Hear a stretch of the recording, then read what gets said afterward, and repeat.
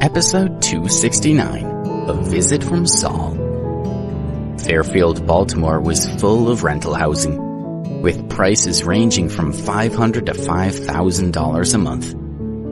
It was difficult to find cheaper rental properties anywhere else in the city. Don and his sister Daisy lived in a bedsit on one of the cheaper roads. The room was only 30 square yards with a sofa bed. The monthly rent was $500. Don came out of the subway station and walked to his house.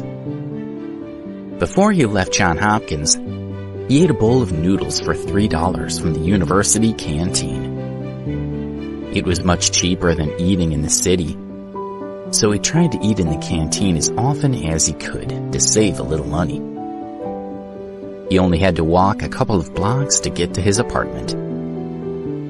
The people living there were all poorly paid workers, including several other security guards like Don and other menial laborers. A lot of them had their elderly relatives living with them. Don walked past the market where women sold their produce and handmade items. As he walked past, he noticed that there were several colorfully dressed women sitting at the entrance of the street. He observed that they were looking very attractive in high-heeled shoes and silk stockings, showing off their shapely legs. Whenever men walked by, they called out to them to attract their attention, just as they did with Don.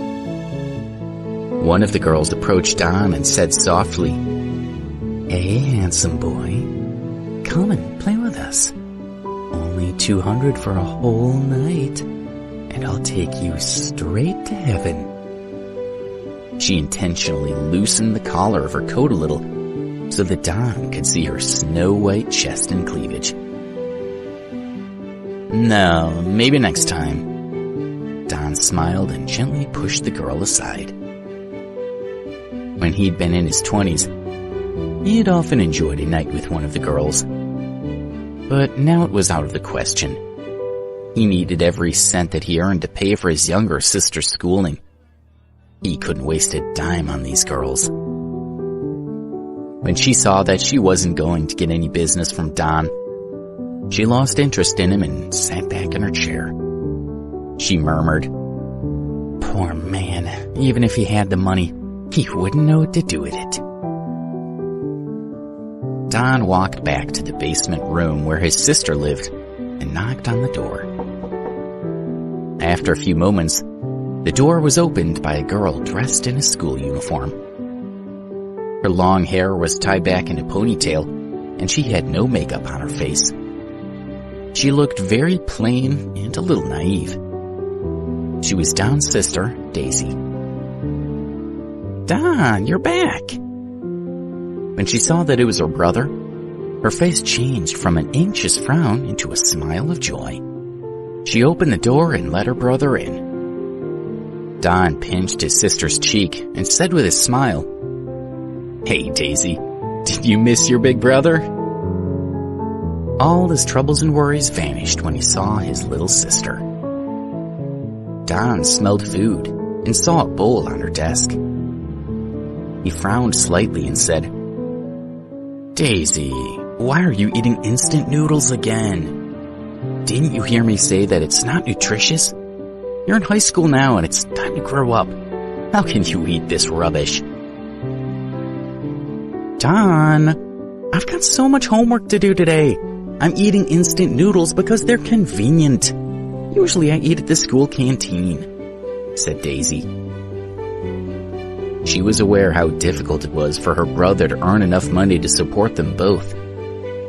His monthly salary was only $2,000, which wasn't really enough for two people to live on in Baltimore. For that reason, Daisy either ate the cheapest meal available in the canteen each night, or, if she wasn't too hungry, a bag of instant noodles. She hadn't expected her brother to come back today, so she became a bit flustered. "Daisy, you don't have to lie to me. I know that I don't make much money, but I make enough for you to eat a proper meal in the canteen. please don't eat instant noodles anymore. You have to eat in the canteen every day, okay? Don and his sister had been living together for so many years that he could tell she was lying to protect his feelings. Okay, I know, I promise. Don't worry, I'll eat in the canteen every day from now on. Then, Daisy pulled her brother over to sit on the bed and said, Listen, the school dormitory building is almost finished. Then I can move in there. You already have a dormitory at Johns Hopkins, so we won't need to rent this house anymore. Daisy went to a private high school, which had only been open for 3 years. That year, Baltimore City issued a request that the school must accept 300 children of low-income workers to the school.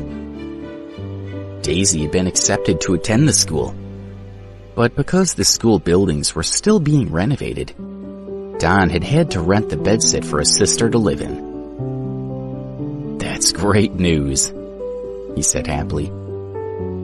Are you done with your homework? It's almost 10 o'clock. I'm going to bed myself soon. I'll wash up and tomorrow I'll wake you up for school. Thank you, Daisy said with a radiant smile. She was always so happy when her brother was there. She took off her shoes and climbed into bed. Don put the dirty dishes into the basin and was about to turn on the faucet when the doorbell rang. He was surprised because he didn't really know anyone in that neighborhood, and Daisy never had visitors. He wondered who it could be. Concerned, he hesitated before going to the door. Before he knew what was happening, the door had been kicked open. Don and Daisy were horrified, and Daisy screamed out in terror. A large man strode in. He was in his early 30s and was wearing a black jacket with a white vest underneath. His thin face was sallow, and he was staring at Don with a sinister smile. The man was Saul. He closed the door behind him and said, Don, I know what you did today. How dare you confront two gentlemen such as Chris and Julian? I'm afraid you're soon going to be begging for mercy. Don looked at his sister and his heart pounded. He was terrified, but desperate to protect her. Saul slowly walked over to Don. Don! Daisy cried fearfully. She knew that this man was there to hurt them. Saul raised his fist and thumped Don repeatedly, smashing the basin in the process. Lying on the floor, Don's ears were ringing, and he felt that his brain had been shaken as if he had been electrocuted. Although the pain was intense, his feeling of fear was even stronger. Don! Daisy cried when she saw that her brother had been beaten. She stepped down from the bed barefoot and rushed at Saul. She would hit anyone who dared to hurt her brother. But as she rushed at Saul and tried to hit him, he easily pushed her away and she fell back onto the bed. He said creepily, The little girl looks so innocent. Once I've dealt with your brother, I'll be able to focus my attention on you. I promise I'll help you experience things you've never felt before. Don't worry. The bed is small, but I know what I'm doing. I won't let you fall off. When Don heard what he said, he was horrified.